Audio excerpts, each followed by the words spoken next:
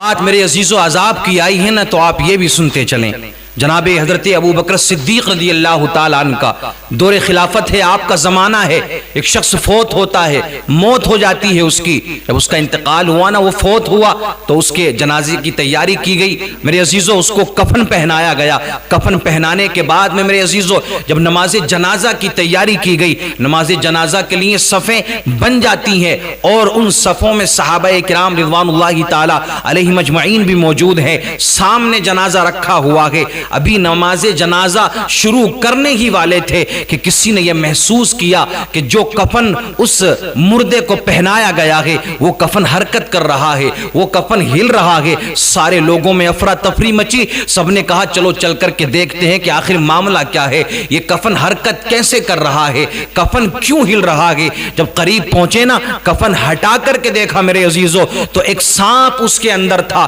جو اس کی گردن سے لپٹا ہوا تھا اور اس کا خون پی رہا تھا۔ ابھی قبر میں گیا نہیں ہے، ابھی نماز جنازہ ہوئی نہیں ہے، نماز جنازہ کے لیے رکھا گیا ہے سامنے۔ کفن نے حرکت کی، لوگوں نے دیکھا تو سانپ گردن سے لپٹا ہوا ہے، خون پی رہا ہے سانپ۔ نے کہا کہ لاؤ ڈنڈے لائے جائیں یا کوئی اور چیز لائی جائے کہ اس سانپ کو مارا جائے۔ پتہ نہیں کہاں سے آ گیا، یہ کہیں سے آ گیا ہوگا، کفن میں چھپ کر کے بیٹھ گیا ہوگا۔ ڈنڈے سے اس سانپ کو مارنے کے لیے چلے تو میرے عزیزوں سانپ نے انسانی زبان میں بولنا شروع کر دیا۔ وہ کہنے لگا کہ مجھے کیوں مارتے ہو، مجھے نہ مارو، اور کہنے لگا ان اللہ امرنی ان اعذبہ الی یوم القیامہ، مجھے کیوں مارتے ہو، مجھے تو اللہ نے حکم دیا ہے، میں اپنی طرف سے تو نہیں آیا ہوں، خود اس کے پاس نہیں آیا ہوں، بلکہ مجھے اللہ نے بھیجا ہے، مجھے رب نے حکم دیا ہے کہ میں اس کو عذاب دیتا رہوں، اور 1 یا 2 دن کے لیے نہیں بلکہ قیامت تک کے لیے مجھے یہ حکم دیا ہے، میں اس کو اسی طرح کا عذاب دیتا رہوں گا۔ اللہ اکبر کبیرہ۔ جب صحابہ نے، سارے لوگوں نے یہ دیکھا کہ سانپ تو بول رہا ہے، انسانی زبان میں بات کر رہا ہے، سب نے ڈنڈوں کو پھینک دیا۔ اب وہ سمجھ گئے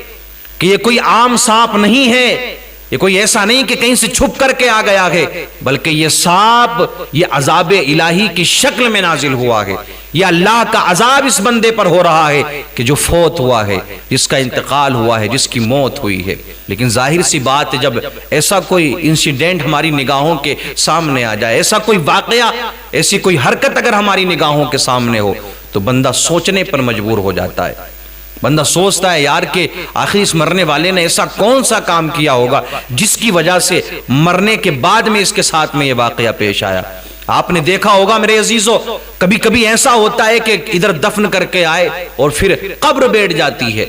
اچانک ساری مٹی قبر کے اندر گر جاتی ہے۔ پرانی قبر کی گرے تو بات سمجھ میں آتی ہے، لیکن جب ایک دم یہ معاملہ ہو جائے، تازہ قبر میں یہ معاملہ پیش آ جائے تو جس کے منہ میں جو بات آتی ہے وہ کہتے ہیں، کہتا ضرور ہے میرے عزیزو۔ تو صحابہ کرام نے پھر پوچھا کہ آخر اس نے کیا کیا ہے، ایسا کون سا اس نے جرم کیا تھا۔ صحابہ مل کر کے کہنے لگے، اے صاحب اگر تو نے بولنا شروع ہی کر دیا ہے تو اب ذرا یہ بھی بتا دے کہ اس کا جرم کیا ہے، اس کا گناہ کیا ہے، اس کی خطا کیا ہے، ایسا اس نے کون سا جرم کیا ہے کہ جس کی وجہ سے ابھی یہ قبر میں پہنچا نہیں ہے، نماز جنازہ اس کی ہوئی نہیں ہے، اس سے پہلے ہی اس کو عذاب میں مبتلا کر دیا گیا، اس سے پہلے ہی اس پر عذاب نازل کر دیا گیا ہے۔ ہم نے تو یہ سنا تھا کہ قبر میں جانے کے بعد میں عذاب نازل ہوتا ہے، قبر میں جانے کے بعد میں گناہگاروں کے اوپر عذاب نازل ہوتا ہے، عذاب میں وہ مبتلا ہوتے ہیں، لیکن اے سانپ ذرا یہ تو بتا کہ آخر اس نے کون سا گناہ کیا ہے۔ تو وہ سانپ کہنے لگا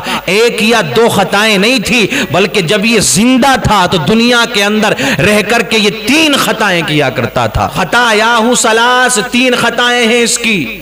3 کمیاں ہیں، 3 کوتاہیاں ہیں، 3 گناہ اس نے کیے ہیں بہت زیادہ کثرت کے ساتھ میں۔ اب میرے عزیزو وہ گناہ میں آپ کو بتانے لگا ہوں،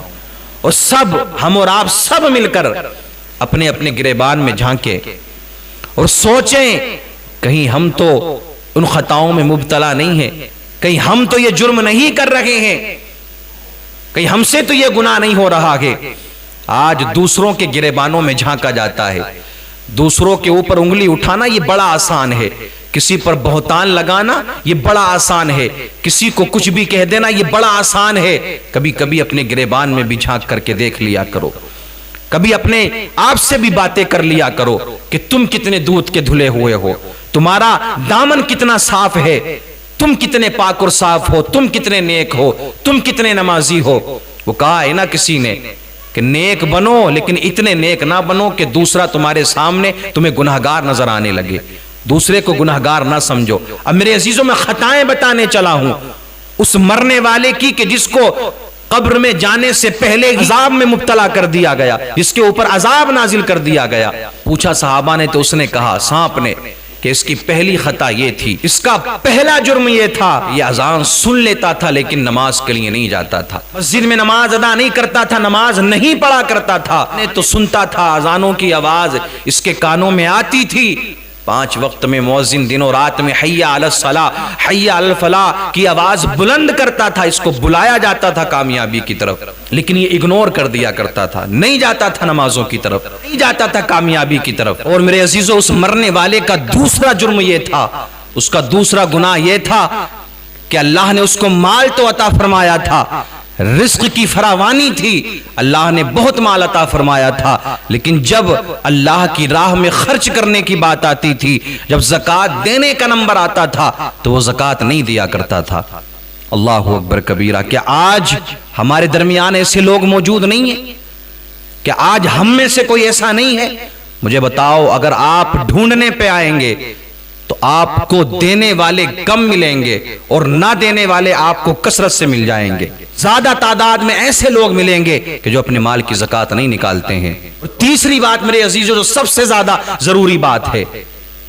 جو آج کے دور میں یہ بات دیکھی بھی جاتی ہے، جو اس شخص کے اندر بھی موجود تھی جو مرنے والا تھا، کہ جس کو قبر میں دفنانے سے پہلے ہی عذاب مل رہا تھا، وہ یہ ہے کہ لا يسمع قول العلماء، اپنے علماء کی باتوں کو نہیں سنتا تھا۔ علماء جو نصیحتیں کرتے تھے، علماء جو قرآن و حدیث کی باتیں بتاتے تھے، تو وہ ان باتوں کو نہیں سنا کرتا تھا۔ تو اس سانپ نے اس مرنے والے کی یہ 3 خطائیں بتائیں، یہ 3 لغزشیں بتائیں کہ یہ 3 کمیاں تھیں اس کے اندر: اذان سننا، نماز کو نہ پڑھنا، مال تھا زکوٰۃ کو نہ دینا، علماء کے بیانات کو نہ سننا، قرآن و حدیث کی باتوں کو نہ سننا۔ یہ 3 کمیاں تھیں اس کے اندر، جس کی وجہ سے اسے قبر میں دفن ہونے سے پہلے ہی عذاب میں مبتلا کر دیا گیا ہے، عذاب اس کے اوپر نازل ہو گیا ہے۔ تو جھانکیں اپنے اپنے گریبانوں میں، دیکھیں اپنے آپ کو، اگر آپ کے قریب میں کوئی ایسا شخص ہے تو اسے بھی سمجھائیں، سمجھانے کی کوشش کریں، ٹھیک ہے؟ یہ زندگی ہے نا میرے عزیزو، ابھی یہ سانسیں باقی ہیں، یہ اللہ نے ابھی سانسیں دے رکھی ہیں، تو اگر یہ کوتاہیاں اپنے اندر ہیں، اگر یہ کمیاں اپنے اندر ہیں، رب کی بارگاہ میں توبہ کر لیں اور ان خطاؤں سے باز آ جائیں۔ اور یاد رکھنا، اگر آپ نے ان کمیوں کو دور نہ کیا، ان خطاؤں سے دور نہ ہوئے، ان گناہوں سے آپ اگر دور نہیں ہوئے، تو پھر آپ تیار رہیں ایسے ہی عذاب کے لیے۔